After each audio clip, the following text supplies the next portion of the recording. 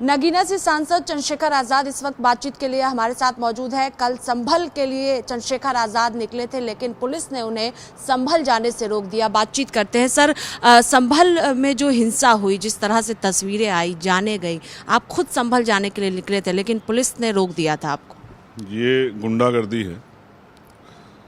एक तो चोरी, ऊपर से छीना चोरी। आप ये समझिए, जो संभल में हुआ, दुनिया का कोई आदमी उसको अच्छा नहीं कह सकता। और ये जितनी तेजी से हुआ, ये पूरा घटनाक्रम, ऐसा लगता है कि एक साजिश है जिससे माहौल ख़राब हो जाए।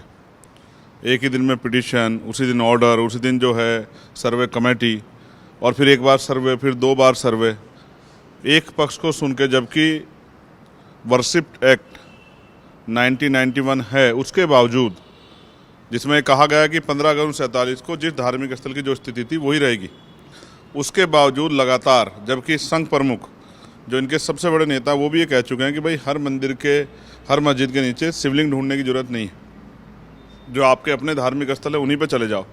लेकिन ये जबरन जो है, कुछ लोग इस तरह का माहौल बनाना चाहते हैं जिससे बुनियादी चीज़ों से लोगों का ध्यान हट जाए। पुलिस की गोलियों से लोगों की जान गई है, जैसा परिवारों ने बताया। कल मैं जा रहा था उन परिवार से मिलने के लिए। सिर्फ हम वोट की राजनीति नहीं करते, उनके दुख में खड़े होना हमारी जिम्मेदारी है।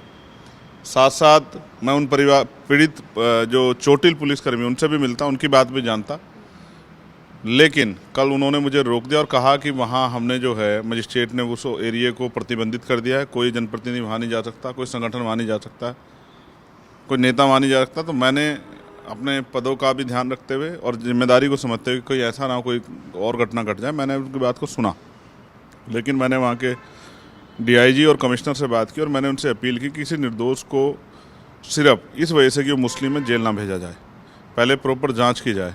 दूसरा, जिन बच की जान गई है उनकी भी एफआईआर दर्ज करके उन अधिकारी कर्मचारियों पे पुलिस के एडमिनिस्ट्रेशन में कार्रवाई की जाए जिन्होंने गोली चलाई।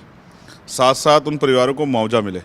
और ये जो मुझे जो लगता है पूरी कॉन्स्पिरेसी जो लूट की गई है, मैं पहले दिन से कह रहा हूँ, कुंदरकी में,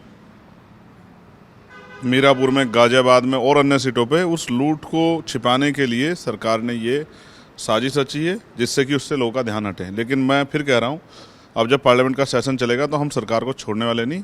लोकतंत्र को, अस्मिता को जिस तरह लूटने का काम उत्तर प्रदेश में हुआ, उसका जवाब भी सरकार को देना पड़े।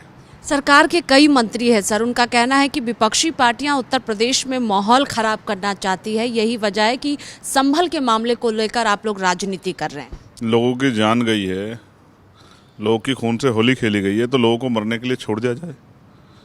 पुलिस के कर्मचारी सरेआम गोलियां चला रहे हैं, तो पुलिस को छूट दे दी जाए कि वो लोगों की जान लें? क्या गोलियों से न्याय करेगी सरकार?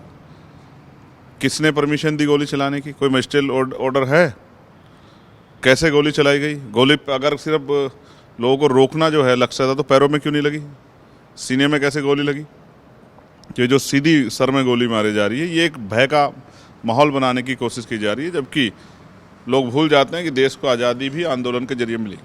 आपको लगता है अभी तक जो जांच हुई है संभल मामले में, वो सही है, निष्पक्ष तरीके से जांच हो रही है? क्योंकि सांसदों की बात करें भारतीय जनता पार्टी की या सरकार के मंत्रियों की बात करते, लगातार कहा जा रहा है कि निष्पक्ष जांच किया जा रहा है और जो भी दोषी होगा उसे बख्शा नहीं जाएगा। कौन कर रहा है जांच? वही लोग जो धार्मिक नारे लगाते हुए जैसे चढ़ाई करने जाते हैं, इस तरह से गए थे जामा मस्जिद पे, वही लोग जांच कर रहे हैं।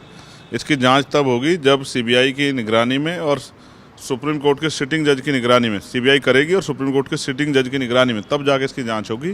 तब दूध का दूध पानी का पानी। उसमें फिर आरोपी कोई हो, कोई पक्ष हो, फिर उस पर कार्रवाई होनी चाहिए कि माहौल नहीं बिगड़ना चाहिए। लेकिन जिस तरह से संविधान कुचला जा रहा है, वो भी किसी छिपा नहीं। आज हम लोग संविधान दिवस मना रहे हैं। क्या संविधान के जो मुख्य लक्ष्य थे कि कोई भूखा नहीं सोएगा, किसी को पीने के लिए पानी की दिक्कत नहीं होगी, किसी को बिना छत के नहीं सोना पड़ेगा, किसी को पहनने के लिए कपड़ों की परेशानी नहीं होगी, सबको सम्मान का जीवन मिलेगा, जाति के आधार पर हिंसा नहीं होगी, गैर बराबरी नहीं रहेगी, धार्मिक आधार पर के साथ गैर बराबरी नहीं, क्या ये आज देश में ये सब लक्ष्य प्राप्त कर लिए? 75 साल बाद हम तालियां बजा रहे हैं। आज भी लोग भूखे सो रहे हैं, बिना छत के सो रहे हैं, पीने को साफ पानी नहीं, पहनने को कपड़े नहीं है, रोज़गार नहीं है, महंगाई ने कमर तोड़ दी है, पढ़ा लिखा नौजवान बेरोजगार घूम रहा है, कोई पूछने वाला है? किसानों को फसल के दाम नहीं मिल रहे हैं, जाति धर्म के आधार पर गैर बराबरी है, अभी वोट देने पे गोली कोई मार देता है, कोई सामूहिक रेप कर देता है, कहीं जो है वोट की लूट हो जाती है, पुलिस वोट डालती है, पुलिस लाठियां बजाती है, बैरिकेडिंग लग जाती है, इसको आप लोकतंत्र कहते हैं? नहीं, ये लोकतंत्र नहीं है।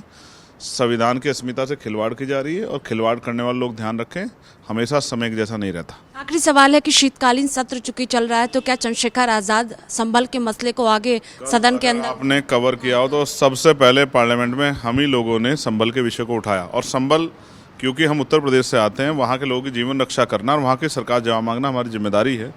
तो कल जब सेशन चलेगा, सबसे पहले संभल का जवाब सरकार को देना पड़ेगा, और जो यूपी में उपचुनाव में लूट हुई है उसका जवाब भी सरकार को देना पड़ेगा। बहुत शुक्रिया बातचीत के लिए। देखिए, साफ तौर पर कहना है कि सदन में इस मसले को उठाएंगे और सरकार जब तक जवाब नहीं देगी तब तक सदन के अंदर इस संभल के मुद्दे पर जवाब मांगते रहेंगे। कैमरा पर्सन देवेंद्र के साथ स्वाति पाठक, भारत समाचार, दिल्ली।